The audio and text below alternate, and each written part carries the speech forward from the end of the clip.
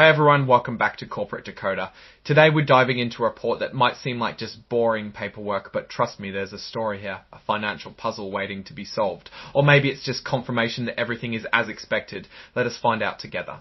We're looking at PJT Partners' latest filing, a Form 8K. Think of this as a corporate snapshot giving us a peek at what's been happening with the company. Today's focus is on their annual meeting where shareholders voted on key decisions. We'll break down what those decisions were and, more importantly, how the votes went down. This gives us insight into what the owners of the company, the shareholders, actually think and want. Before we get started, if you appreciate getting the straight insights from corporate documents, make sure to subscribe. We also have a Discord community linked in the description below, and we would all love to see you there. Let's get right to it. This report is about events that happened around June of 2025. So that is when the shareholders voted on some important aspects for the company. So the main event was their annual meeting of stockholders, which is just a fancy way of saying the yearly meeting where owners of the company get together and vote. Basically, before voting happened, PJT Partners sent everyone a guide called a definitive proxy statement explaining all the proposals like a ballot proposition explanation from the government. Proposal number 1 was to elect directors to PJT Partners Inc.'s board. Directors are like the supervisors of the company. They make sure it does the right thing. They manage plans, review results, and tell the CEO what to do if needed. Looking at the voting results, Paul J. Tubman received 28,014,654 votes for him and 49,470 votes withhold. Withhold is like saying, I don't support this person, but I'm not voting against them either. Also, almost 4 million shares did not submit votes at all.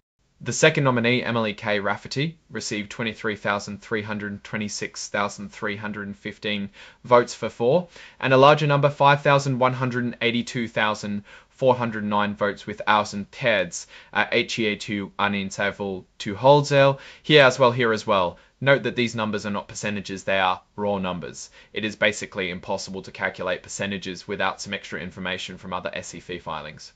Next, proposal number 2 was whether or not to say the shareholders thought that the company executives were compensated adequately. This kind of vote is advisory, meaning the supervisors can ignore it if they want, but they may consider it. This is here so that they can feel the temperature of the voters, the shareholders. The vote went as follows. Nearly 33 million votes for them, around 730,000 votes against, and only 27,000 abstained, which is the same thing as no comment vote. Again, roughly 4 million shares worth of voters did not show up to this booth. Finally, proposal number 3 was to approve having Deloitte to sell be PJT Partners accounting firm. These guys are independent and make sure PJT is doing its finances correctly.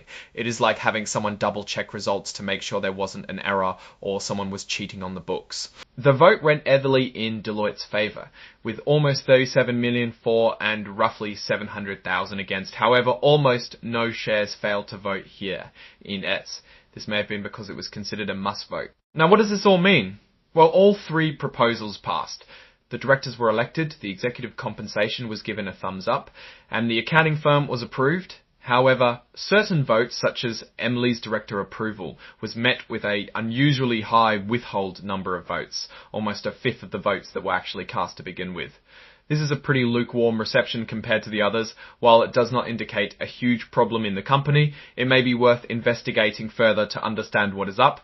Also, there is the very interesting observation that almost 4 million shares seemingly did not vote at all on some of the votes. This represents around 10% of shares outstanding, which is a pretty big amount of no-shows.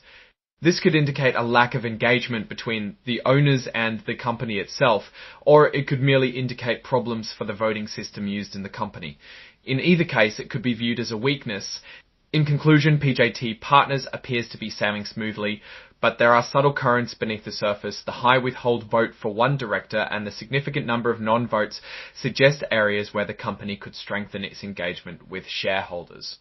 Alright, that's our breakdown of PJT Partners' latest filing. What's your take on these numbers and what they signal for the company's future? Drop your thoughts in the comments. If this analysis was valuable, hitting that like button really helps, and subscribe for more deep dives. Don't forget to check out the Discord in the description. Thanks for watching. See you next time.